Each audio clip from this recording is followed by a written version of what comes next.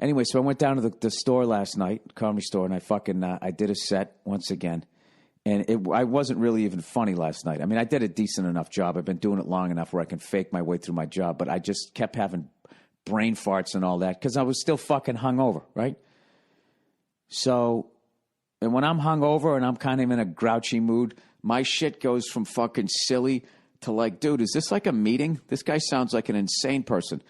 And I got out of the club and I was walking in my car and this guy comes up. He goes, excuse me, Mr. Burr, Mr. Burr. Another reason why I shouldn't buy a fucking cool sport car. When somebody pushing 30 calls you mister, it's time to get yourself a Buick Riviera, right? You know what I mean? Yeah, you can't fight it. You can't fucking fight it. I am in my sport coat, luxury car, fucking years. I'm going to go online and buy an Olds Cutlass or something like that. Olds Cutlass is actually a cool car. What am I talking about? Whatever. The fucking a Delta 88 or some shit. So he comes up and he's with his girlfriend and he goes, yeah, I just want to say, I really enjoyed the show. I'm a big fan. I go, oh, yeah, thanks, whatever. And his girlfriend's just standing there. She goes, yeah. She goes, she goes, yeah, I don't like you, right? Because I was trashing the ladies, right? She goes, I don't like you. And I go, yeah, okay. I just went, all right. And then she goes, no, I like you. And she goes, I like you, but, and I'm like, here we go. Here we go. It's just like, will you just get on with fucking trashing me? That fucking female manipulation thing. She said, I don't like you because she was expecting that I gave a fuck. To be like, oh, why don't you like me? And then she could tell me what part of my act she didn't like. And guess what part it was?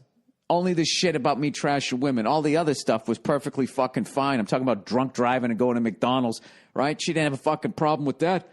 All the hypothetically innocent people during that joke that I could have fucking got in trouble, could have run over, right? She didn't give a fuck about that. So she goes, I don't like you. And I said, oh, cool. And she goes, no, I like you. And then like a fucking rookie, I stopped. She goes, but you shouldn't be trashing women. I was just like, I don't give a shit. I don't give a fuck. That after the show, heckling is my number one pet peeve. I stood on stage for 20 fucking minutes, right in your crosshairs. Yell out something then. You don't say shit. You just fucking sit there. And then after the show, you come up to me in the parking lot and you ignore the 30 topics I talked about. Those were all fine. And you just talk about the one that pertains to you.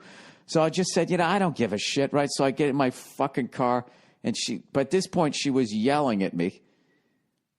And this is hilarious. She goes, oh my God. I forget. She was like, nah, nah, nah, nah, and I wasn't listening. And she goes, and you drive a fucking Prius?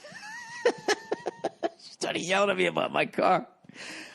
Oh, it was fucking hilarious. It was fucking hilarious. When she yelled fucking Prius, she had turned around and because she realized I wasn't going to listen to her bitch moaning, complaining about my jokes. She had already turned away and she goes, oh, fucking, she threw her head back. She goes, oh, fucking Prius.